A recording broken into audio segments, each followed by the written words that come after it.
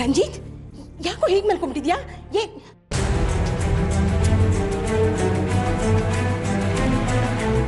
ರಂಜಿತ್ ರಂಜಿತ್ ಹೇಳು ಪುಟ್ಟ ಹೇಳು. ಕಣ್ತೆಗಿಪ್ಪ ಕಣ್ತೆಗಿ. ಮಲ್ಕೋಬಾರ್ದು ನೀನು. ಎದ್ದೇಳು, ಕಣ್ಬಿಡು. ಮಾತಾಡು ನನ್ನ ಹತ್ರ. ನಿದ್ದೆ ಮಾಡಬಾರ್ದು. ಎದ್ದೇಳು ರಂಜಿತ್, ಹೇಳು. ಕಾರ್ತಿಗೆ ಬೇಗ ಕಾರ್ತಿಗೆ. ರಂಜಿತ್ ಹೇಳು ಪುಟ್ಟ.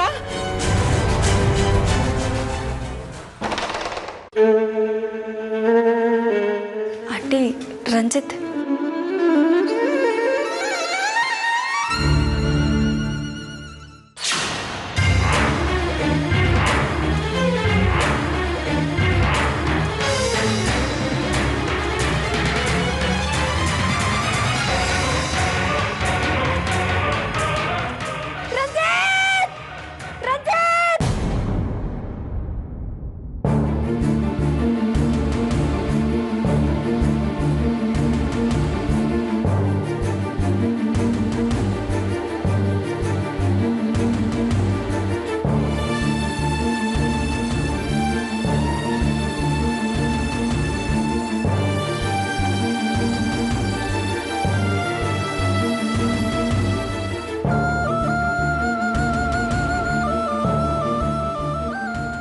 ಸಾಕ್ಷಿ,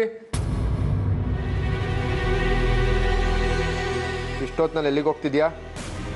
ಅದು ನನ್ನ ಫ್ರೆಂಡ್ ಮನೆಗೆ ಅರ್ಜೆಂಟಾಗಿ ಹೋಗ್ಬೇಕಿತ್ತು. ಅದೇ. ಹೌದಾ, ಹೋಗು.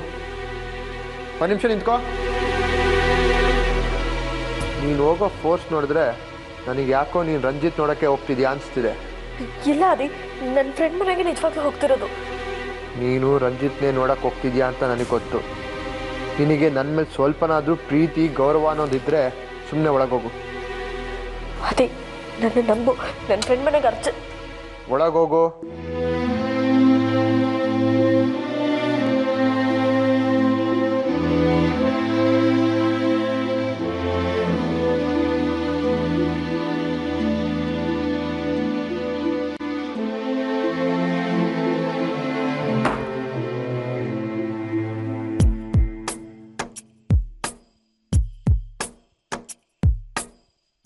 ಸಂಜೆ ವೇಳೆಯಲ್ಲಿ ಮುತ್ತಿಟ್ಟ ಉಸಿರಾಣಿ ಬಿಟ್ಟು ಹೋಗೋ ದಾರಿಯಲ್ಲಿ ಖುಷಿ ಇಲ್ಲ.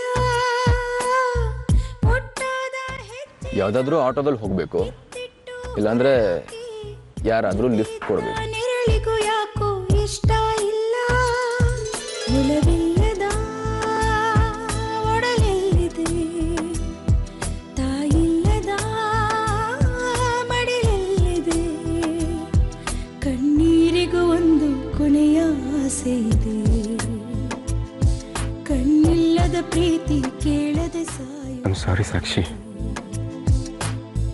ಮುಸ್ಸಂಜೆ ವೇಳೆಯಲ್ಲಿ ಮುತ್ತಿಟ್ಟ ಉಸಿರಾಣಿ ಬಿಟ್ಟು ಹೋಗೋ ದಾರಿಯಲ್ಲಿ ಖುಷಿಯೇ ಇಲ್ಲ.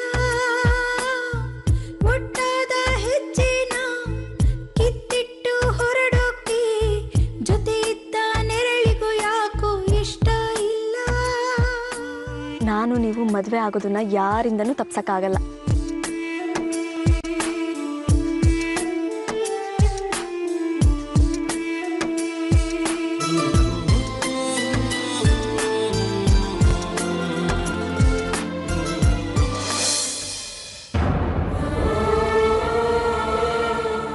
ರಂಜಿತ್, ರಂಜಿತ್ ಕಣ್ಬಿಡು. ಮಾತಾಡೋ. ಏನು ಆಯ್ತು ನಿಂಗೆ? ಏನಾಯ್ತು? ಏನಾಯ್ತಮ್ಮ? What happen? ಡಾಕ್ಟರ್, ನನ್ನ ಮಗ ಸ್ಲೀಪಿಂಗ್ ಟ್ಯಾಬ್ಲೆಟ್ಸ್ ತಗೊಂಡ್ಬಿಟ್ಟಿದ್ದಾನೆ.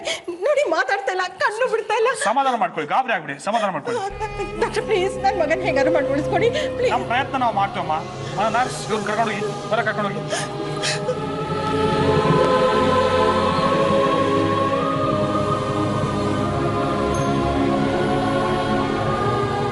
ದೇವ್ರೆ, ನನ್ನ ಮಗನ ನನಗೆ ಕೊಡು. ಅವನ ಪ್ರಾಣಕ್ಕೆ ಯಾವ ಅಪಾಯನೂ ಮಾಡಬೇಡ. ಇವತ್ತಿನವರೆಗೂ ನಾನು ನಿನ್ನ ನನಗೆ ಅಂತ ಏನೂ ಕೇಳಿಲ್ಲ, ಆದ್ರೆ ಇವತ್ತು ಕೇಳ್ತಾ ಇದ್ದೀನಿ ದೇವ್ರೆ.